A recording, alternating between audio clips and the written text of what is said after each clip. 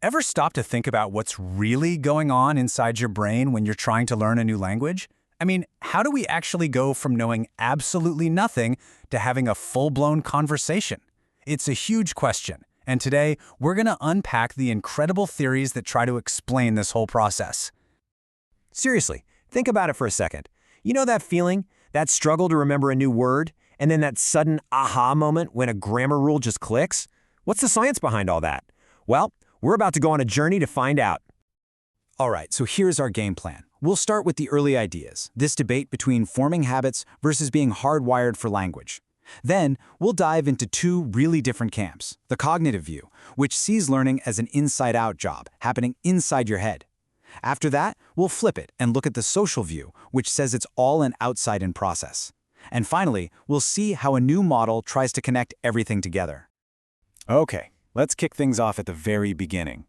The first real attempts to explain how we learn a language set up this fundamental question that we're still talking about today.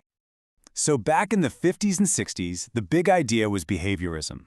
It was all about practice, drills, and repetition. But then, in the 70s, the whole way of thinking took a huge turn.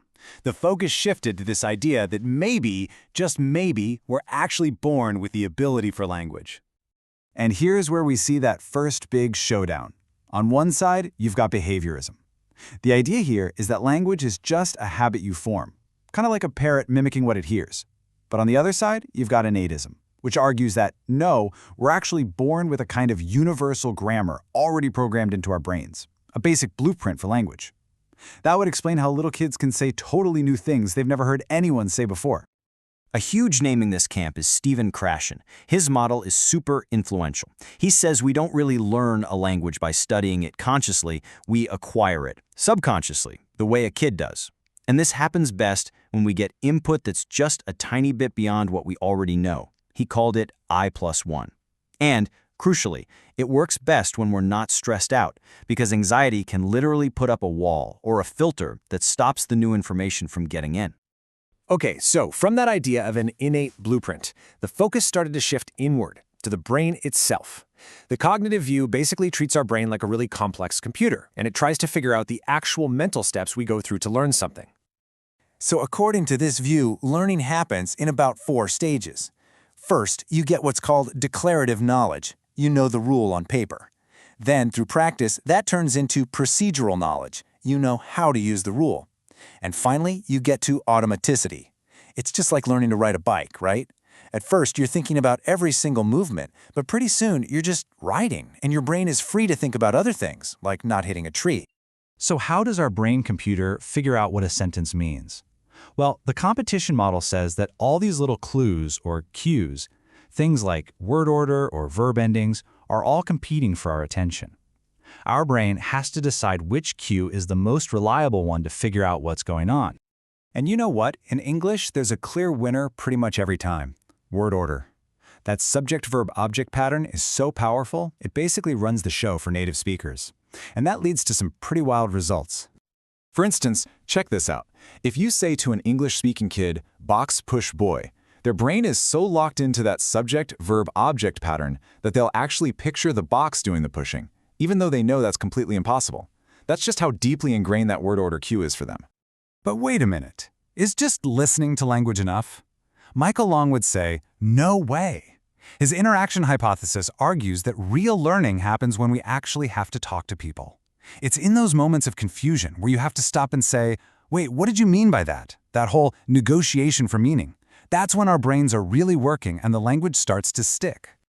And to even get to that point, you have to notice things first. Richard Schmidt came up with this really simple but brilliant idea called the noticing hypothesis.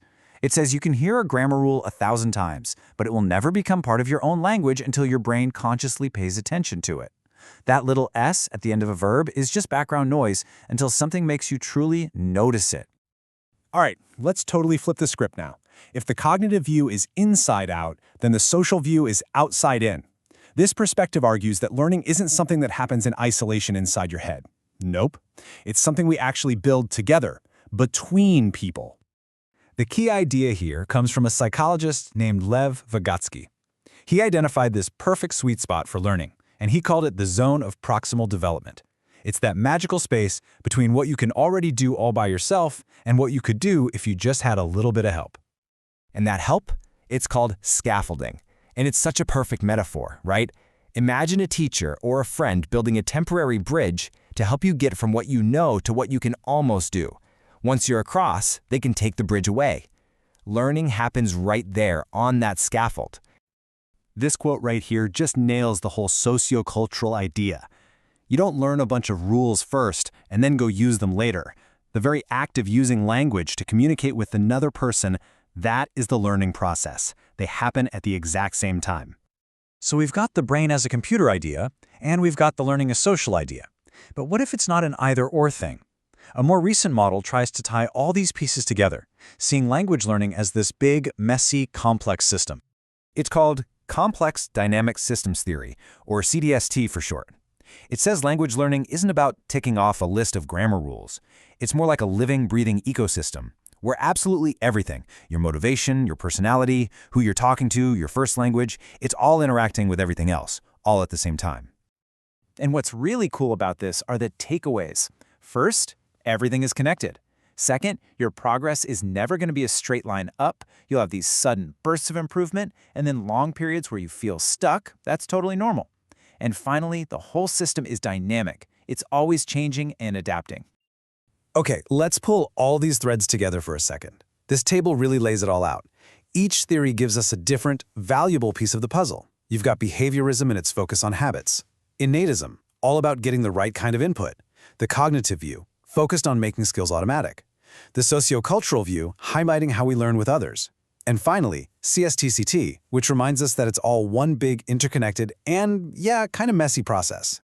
So after all of that, which theory is the winner? Well, here's the thing. That's totally the wrong question. There is no single perfect theory that explains everything. The real takeaway here is that the best language teachers and the best learners are the ones who build a toolkit.